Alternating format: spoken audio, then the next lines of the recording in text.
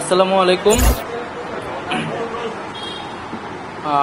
আজ দুপুর 1টার সময় আমাদের প্রধান উপদেষ্টা কার্যালয় যমুনাতে আমাদের উপদেষ্টা পরিষদের একটা অনানুষ্ঠানিক বৈঠক ছিল এবং এই বৈঠকে আমি আমার একটা ব্যক্তিগত বিষয়ে আলোচনা করেছি এবং আলোচনা সাপেক্ষে আমি প্রধান উপদেষ্টা বরাবর আমার পদত্যাগপত্র জমা দিয়েছি।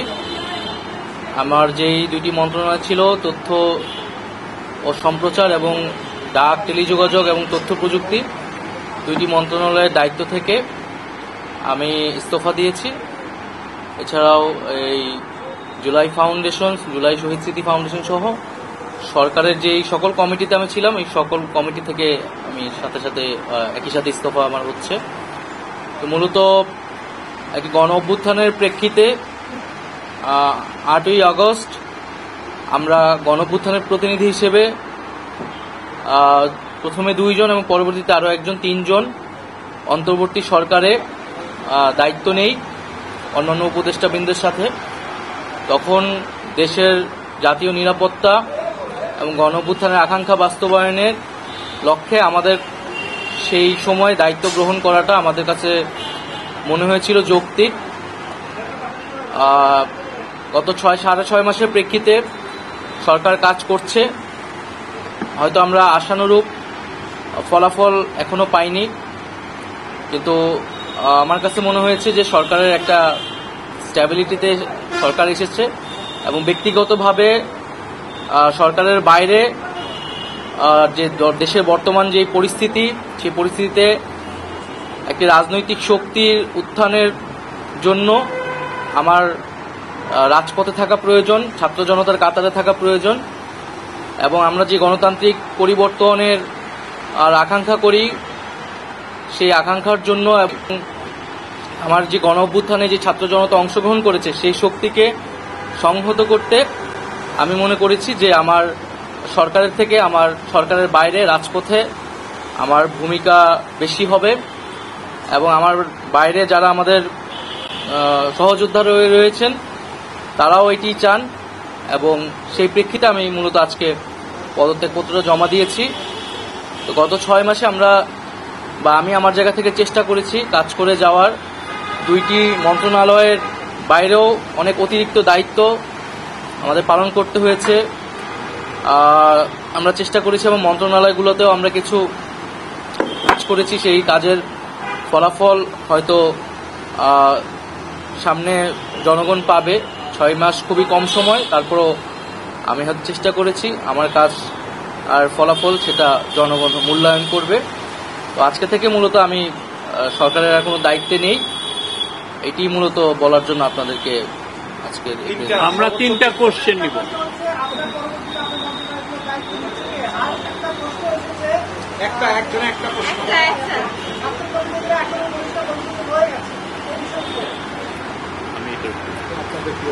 আমার পরে দায়িত্ব নিবে এটা আসলে ক্যাবিনেটে, পরবর্তীতে এটা ক্যাবিনেট ঠিক করবে, উপদেষ্টা পরিষদই ঠিক করবে। আর আমি আমার জায়গা থেকে মনে করেছি আমার বাইরের প্রয়োজন, বাট এখনও আমাদের গণ অভ্যুত্থানের আকাঙ্ক্ষা তো বাস্তবায়িত হয়নি। বিচার এবং সংস্কারের যে প্রতিশ্রুতি নিয়ে এই সরকার গঠিত হয়েছিল, ছাত্ররা এসেছিল, সেই প্রতিশ্রুতি পূরণে অন্য যে 2 জন রয়েছে তারা মনে করছে তাদের সরকারে এখনো দায়িত্ব রয়েছে, তারা এখনো সরকারে থেকেই জনগণকে সার্ভ করবে। তারা যদি রাজনীতি করার প্রয়োজন বোধ করে তারা তখন হয়তো সরকার ছেড়ে দেবে।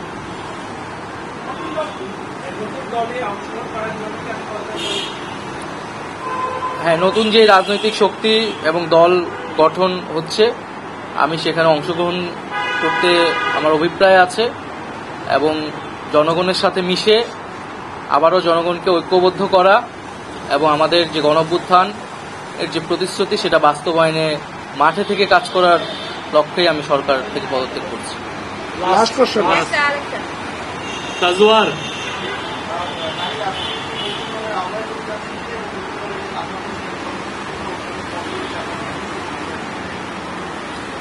এটার জন্য আপনাদের দলটির যেদিন ঘোষণা 28 তারিখ, সেদিন পর্যন্ত অপেক্ষা করতে হবে, সেদিনই এটা জানা যাবে।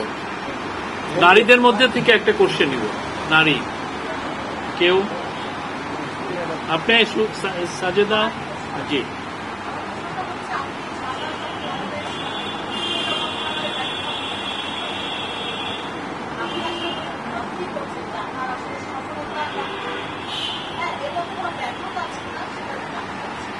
না, আমাদের তো অনেক সীমাবদ্ধতা ছিলই। আমরা সেই সীমাবদ্ধতাগুলো কাটানোর চেষ্টা করেছি সবসময়, এবং এখানে সীমাবদ্ধতা ছিল, আমলাতান্ত্রিক জটিলতা ছিল। আমরা এসে এই ব্যুরোক্রেসিকে যেভাবে পেয়েছি, এখানে পুলিশ যে তার আত্মবিশ্বাসের ঘাটতি হয়েছে আন্দোলনের পরে, এবং একই সাথে এখানে এই জুলাই গণহত্যাকারীদের, জুলাইয়ের যারা গণহত্যাকারী তাদেরকে গ্রেফতারের বিষয়টা, বিচারের বিষয়টা, সেই বিষয়ে আমাদের কিছু সীমাবদ্ধতা থাকা সত্ত্বেও আমরা কাজ করেছি। আমি জনপ্রশাসন কমিটির একটা দায়িত্বে 2 সপ্তাহের মতো ছিলাম। 2 সপ্তাহের মিটিংয়ে আমরা সিদ্ধান্ত নিয়েছি যে যারা 18 সালের ডিসি ছিল এবং দুর্নীতির সাথে জড়িত ছিল তাদেরকে সরানোর ব্যবস্থা, এরকম কিছু উদ্যোগ আমরা নিয়েছি। এবং আমি আশা করব যে অন্তর্বর্তীকালীন সরকার সামনের দিনগুলোতে জনগণের যে আকাঙ্ক্ষা, গণঅভ্যুত্থানের যে আকাঙ্ক্ষা, সেই আকাঙ্ক্ষা বাস্তবায়নে তারা সচেষ্ট হবে, এবং দেশের যে আইন শৃঙ্খলা পরিস্থিতি, সেই আইন শৃঙ্খলা পরিস্থিতি এবং দ্রব্যমূল্য নিরসনে তারা সফলতা দেখাতে পারবে। ধন্যবাদ।